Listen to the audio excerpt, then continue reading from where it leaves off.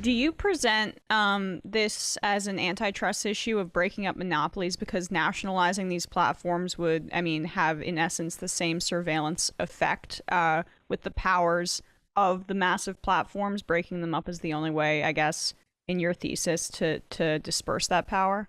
Yeah, although I get there through a kind of more nuanced view, which, they this idea that like all families are happy in the same way, but everyone is unhappy in its own way. The every tech monopoly or every monopoly in every sector forms through the same forces, right? Companies buy their competitors and do anti-competitive things, and that's how they form. But reversing anti-competitive mergers is different in every industry because every industry has different technical capabilities. In Australia, they laid all their rail at different gauges so that because each state had a would-be rail baron that wanted to control the country's rail system, and no one's ever figured out how to solve that. 150 years later, they've tried 300 designs for multi-gauge rail carriages. None of them work. They're just ripping up rail now, thousands of kilometers of rail. That's not how it works in tech, right? If you have billions and billions of Microsoft Office documents that are locking people into Microsoft's operating system platform, Apple can just reverse engineer those file formats and make the iWork suite with pages and numbers and Keynote that can read and write those file formats, right? We can just do it in software.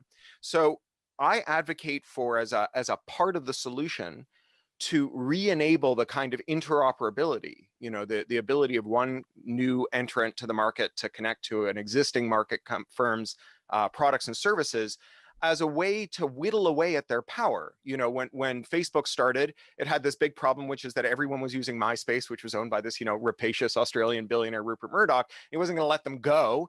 And so rather than organizing everybody leave MySpace and join Facebook Day next Wednesday, Mark Zuckerberg gave everyone a tool that would let them read and write their MySpace messages from Facebook. So they could choose Facebook, but not leave behind their MySpace friends. When companies like Power Ventures tried to do that to Facebook to make their own Facebook front end that would let you combine your Facebook messages with messages from other services, Facebook sued them into a radioactive crater. So what we need to do is restore some of that interoperability that gave us Apple's alternatives to Word, that gave us Facebook as an alternative to MySpace, that gave us Unix and all of its flavors, including the ones that we see in our phones. Both iOS and Android are based on this. That interoperability whittles away at the power of the tech giants, and it gives us the political space to advocate for more muscular remedies like breakups, like merger scrutiny, like all the stuff that we should be doing to create a long-term solution to these problems. I want to get back to that adversarial compatibility, that concept, and the forced interoperability that you write about. Let me just jump back a little bit to when we were talking about the data and info. The other dynamic that goes on here is I sign up for Facebook and I click off some I agree to their terms of service, which are massive, and I never read, and I wouldn't, and if I did. What they can do with my data and whatnot, it's a one-way relationship here, right? Will you talk about that dynamic and how this also leads to their sort of aggregation of power, and then eventually want to make my way back to the forced interoperability, because that is a big part of the antitrust solution for something like this, and also preventing them, when you had given that example, I thought they were just going to go in and buy it as opposed to sue, but it's almost the same thing. Sure. And they've done both. Mark Zuckerberg very unwisely wrote a memo to his colleagues saying, we got to go buy Instagram because everyone who hates Facebook is joining Instagram. We have to make sure they can't choose to live outside of my judgment as the sole arbiter of their social lives. You're right that it's not a two-way street, that Facebook and the other big tech companies, when you sign up for them, you click this like sprawling garbage novella of legalese that says, by being dumb enough to sign up for a Mark Zuckerberg service, you agree that he's allowed to like come over to your house and punch your grandmother and wear your underwear and make long distance calls and eat your leftovers. And there's very little law regulating what goes on in those contracts, whether or not they're enforceable. In particular, there's very little there are very few areas in which binding arbitration clauses are not enforceable, and that means that as soon as you click I agree, you give up your right to sue if they harm you, and instead you have to see a corporate judge that they pay and who is nevertheless meant to be somehow impartial and to choose among you in that way. So, there are lots of really serious harms that arise from that.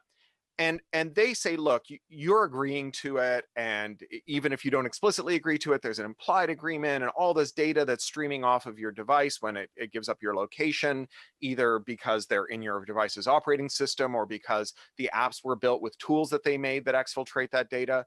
All of the data that you throw up, that they then gather in and make use of and sell access to and so on, they say that they got that fair and square. But if you turn around and do the same thing to them, like say you were to scrape your own data, right? The data that they have now assembled for you, and you were going to say you were going to get it back out of their service, they'll call you a thief, right? They'll call you a lawbreaker. And a good example of that that's going on right now is that NYU, the engineering school there, has this project called Ad Observer and Ad Observatory. And Ad Observer is a browser plugin you can install if you're a Facebook user, and it takes a snapshot of every ad that Facebook shows you, and it puts them in this big repository called Ad Observatory, where accountability journalists and researchers go, and they check Facebook's homework, because Facebook says that it's blocking paid political disinformation and it's labeling political ads, and they find out whether or not Facebook is honest. And Facebook says, we are allowed to gather all the data that you expose to us. But when you gather the data we expose to you, you are violating the Computer Fraud and Abuse Act, which is a law that Ronald Reagan passed literally in a panic after watching the movie War Games in 1986. And they say, you're violating the Computer Fraud and Abuse Act. And it's potentially a felony. And we are going to stop NYU from gathering this accountability data. This is obviously self-serving, and it raises this question: why are we letting Facebook decide when it's okay and when it's not okay, when it's a privacy risk and when it's not a privacy risk, to gather snapshots of how Facebook operates? Facebook has disqualified itself from having that role as defender of public privacy, a million times over in every conceivable way. What we really need is a federal privacy law. And one of the reasons we don't have a federal privacy law is Facebook is so vastly profitable that it can lobby against federal privacy laws and still have lots of money left over to give to its shareholders, which we saw, at the state level with Prop 24 in California, where you saw lots and lots of intervention from Facebook and eventually a very neutered proposal for a state privacy law here. And let's be clear about like what a state, what a federal privacy law would look at. And we should say that, I mean, just off the top of my head, it's one of those things that, like, you can imagine this Supreme Court in particular saying this is an infringement upon the freedom of contract, et cetera, just like, like child labor law is a infringement upon the freedom of contract. But putting that aside for a moment, like what would a federal privacy law look like? And to be clear, like, there is all of the things that we're going to start talking about as we start talking about solutions are meant to have knock-on effects that are specific, right? Like, it's not just a question of, I could be someone who says, like, I don't care what Facebook has. I like them to send me, like, they know I like Japanese ice shaver things, and I want that. But that's not the ultimately the point of something like this. It is to inhibit them from doing all the knock-on things. Sure, it's about ensuring not an inhibition of it, but of a legitimate consensual regime. Facebook argues that that by clicking I agree on an agreement that they know no one's ever looked at. In fact, the UK Competition and Markets Authority published a report last summer, and one of the things they said is, like, how do you evaluate the success of your features? What kind of testing do you do when you roll out a new feature to help people engage more with the platform? And Facebook has this whole giant framework to determine whether or not a feature is any good. And they said, how much of that do you apply to your privacy policy to make sure that people read and understand your privacy policy? Like, is it anyone's job to make sure that everyone actually reads the privacy policy and agrees to it and understands it? They're like, well, no, we do none of that. We have zero statistics. We don't know who looks at it. We don't know how long they look at it. To the extent that we've ever gathered that data, we see that people look at a 20,000 word document for 10 seconds. Like they clearly, like, it's just a fiction, this fiction of consent. So right now, because you can operate on the fiction of consent, if you're thinking about like a product design board meeting where someone at Facebook is sitting down to decide what to do, and the product designer says, I've got this great idea. We'll non-consensually harvest all of this data and use it in ways that we don't have consent for, and we'll paper it over with like an I agree interrupter that you have to click on in order to continue to, talk to your racist uncle. The other people in the room will be like, all right, what's the profit projected from that? Okay, I see. And what's the negative side? Well, there's no negative side apart from maybe some reputational damage long after I collect my annual bonus. We're good, right? Let's go ahead and do it. Now imagine if instead every use of that data required explicit, meaningful consent. Like you had to, this is how GDPR works in Europe. You'd have to break down that use into a plain language question. Are we allowed to do this? It would have to default to no, right? You'd have to slide it over to yes. And you have to ask each question separately.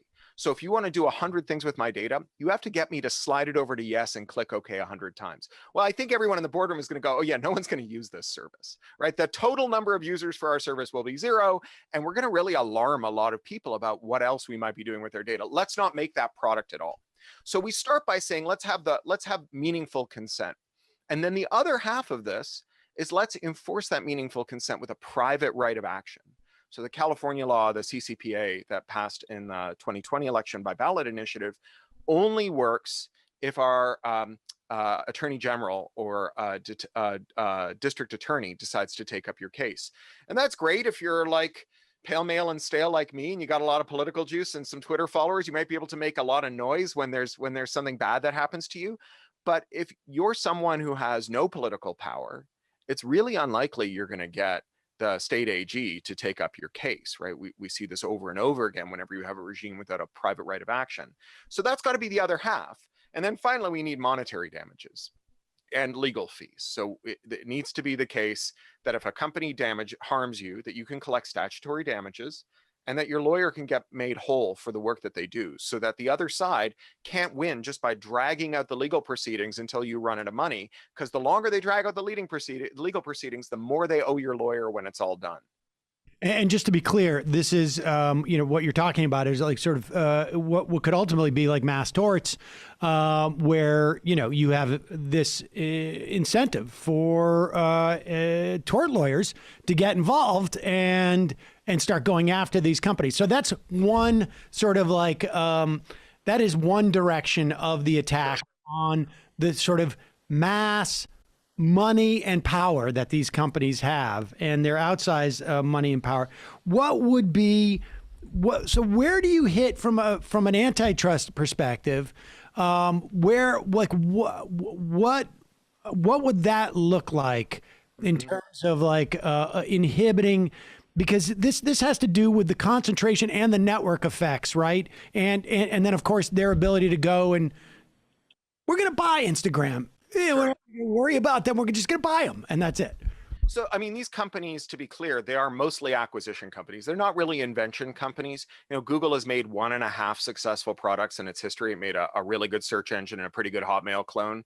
Everything else that they made internally has crashed and burned. They have 0 internal successes. And every success they have besides those 2 products is something they bought, whether that's their entire ad tech stack, their server management tools, Android, YouTube. The whole thing is acquisition driven. And, 40 years ago, before the Reagan era, we were very skeptical of these kinds of mergers. We didn't let companies buy their direct competitors. We didn't let them create these vertical mergers.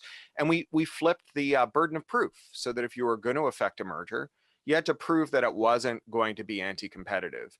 And, starting with the Reagan era and Robert Bork, the disgraced Nixon criminal, we changed the process so that instead it's incumbent on the government to prove that there will be anti-competitive effects of mergers.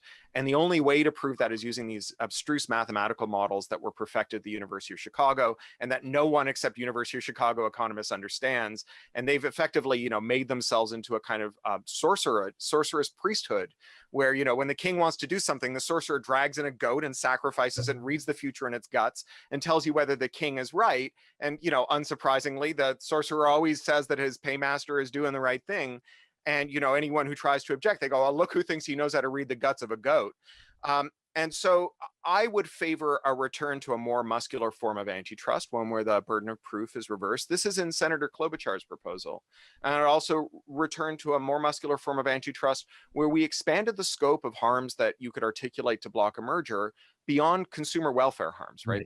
Higher prices, and instead incorporated social harms, right? Just the very idea that monopolies gather too much power into a few private hands that make them unaccountable and make them deprive them of any kind of checks on their judgment and their folly, and those in combination would go a long way. I think the antitrust scrutiny we're seeing right now of Google and Facebook and Apple in lots of places, as well as Amazon, Europe, the UK, and the US, is very welcome. It's hard to state how seismic an advance it is, and it's very easy to be cynical about it. Just like with the Biden support for a vaccine waiver, I know that there are lots of people who I have a lot of time for who are like, no, it can't possibly be true. And I understand where they're coming from, right? Because, Lucy and the football and all. But I spent 20 years watching the US trade representative be the most slavish water carrier for corporate interests, especially pharma. And if the USTR had sprouted tentacles, I would be less surprised than I am today at the statements that the USTR has made on pharma. These are really big, giant, fantastic shifts, and they represent a real change in our political consensus. And it's a change that I think will spread beyond tech. There are lots of people who are angry about monopolies and don't know it. If you're a pro wrestling fan who's sad because your favorite wrestler is begging for pennies on GoFundMe to die with dignity, you may not appreciate that the reason that that's happening is that Vince McMahon bought all the wrestling leagues, reclassified his employees as contractors, and took away their health insurance. And if you're angry that there's only 2 major brewers or 1 major eyeglass vendor, 4 major accounting firms, just a couple of big finance firms, if you're one of those screenwriters who fired your agent from the big 4 talent agencies because they were engaged in wage theft from their clients, or if you're an actor who's pissed off that Disney's no longer paying residuals because they've shifted everything in-house to D+ and they bought their major competitor Fox, you're angry about a monopoly. And just like the ecology movement took people who are angry about owls and people who are angry about the ozone layer and said, hey, you may not understand that charismatic nocturnal birds and the gaseous composition of the upper atmosphere are actually the same issue, but they are their ecology. Monopoly has the power to weld together a coalition that is much larger and more powerful than any coalition we've seen since the Gilded Age, since the trust busting itself. I couldn't agree with you more. We spent a lot of time on talking about these things, and they are also, I think, to the average person's ears, incredibly boring and lacking the sexiness of what a revolution is to look like. But we are living in the the shadow of that. Right. That Reagan shift to the recalculating and what constitutes a monopoly and unfair lack of competition. So, all right. So, how do you then break them apart? Right. I mean, so if we were to start this antitrust regime going forward, that's pretty self-explanatory. The answer is no, you cannot buy these firms, but they already have a lot, right? Like they've already created such a bar to entry that how do we disaggregate these monopolies? Well, so we talked a little about interoperability, and I think there's a lot of room there to force them to open up their backends so that competitors can connect to them. We saw parallels to this with the Bell system, where they had to open up to third-party long-distance carriers and then local carriers and so on. But it's also very easy to subvert that. In 2012, the Massachusetts voters voted up a ballot initiative to force the automakers to disclose the diagnostic codes that ran over the wired networks in the cars so independent mechanics could serve them, because they were monopolizing repair, which is a big deal. It's not just that they gouge you on repairs. They also get to decide when your car is not drivable anymore and force you to buy a new car. So what we see everywhere we see monopolization of repairs is we see this. They're also able to steal a lot of data from you. Cars are mobile data acquisition platforms, and that's made possible because they can hide what they're doing because no one except them can actually look under your hood. And so that was passed in 2012, and there was this brief period where we saw a big uptick in independent repair. Independent repair across the board is about 4% of national GDP. It's a really big deal. And the FTC just released a new report on how great independent repair is and how the lack of independent repair disproportionately hurts people of color and poor people. But right after 2012 and the ballot initiative, the big three automakers retooled their cars so that all the useful data went over the wireless interface. And so now you had this mandate that said they had to tell you all the data that was on the wired interface and nothing was on there anymore. So it's really easy for them to subvert it. And it wasn't until last year, until 2020, that we got another ballot initiative that forced them to disclose what's going on in the wireless interface as well. And so you can see that like a regulation itself can't be enough, because if you create this regulation that says you must expose this interface or allow this interoperator, there are lots of ways that you can mess with that so that it becomes useless, and the response is going to be slow, and chances are any penalties you pay will be less than the profits you extract from subverting the rule. But this is where adversarial interoperability or competitive compatibility comes in.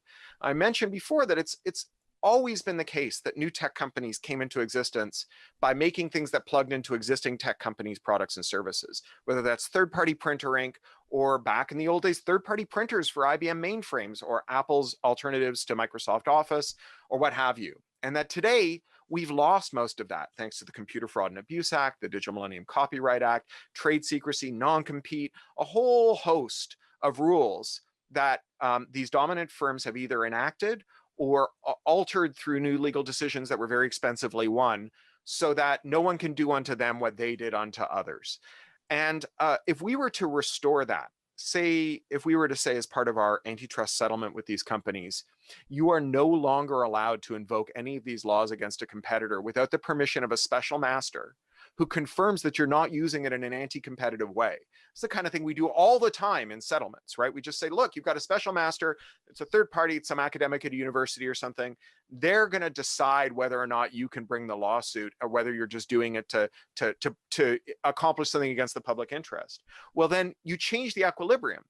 Because imagine what would have happened if the big three automakers had switched from wired to wireless. And the response that was enabled in Massachusetts was for some kids from MIT to make a wireless diagnostic tool of their own, a Wildcat tool, a tool that they could sell for $20 to every mechanic in the country and then every mechanic in the world. And that all of those mechanics would suddenly have no reason to ever talk to the big three again when they're doing repair. It could be a gateway to third-party parts. It could be a gateway to alternative warranties, to a whole raft of services and add-ons that would sideline these companies, right? It would basically go from having a managed and predictable form of competition to this unquantifiable risk that could see them turned into an insignificant progenitor, right? An extinct seed to a new industry that looks completely different to the one that they made. I think that in that system, and I've been told by tech executives that given that equilibrium, they would rather toe the line and obey the rules than trigger this guerrilla technological warfare with all comers who want to figure out how to sideline them. So that, I think, is the way that we make a sturdy, effective rule. And what it does is it starves them of monopoly rents. It's like cutting your enemy's supply lines, so that when we go back to pass a privacy law with a private right of action, money damages, legal fee recoupment that requires explicit consent, when we go back to do that, they won't have the windfall profits that they've been getting from all the shenanigans they do with their monopolistic conduct, and we're going to be able to whittle them away one step at a time. We're not going to be able to eat the elephant all at once. You eat the elephant one bite at a time.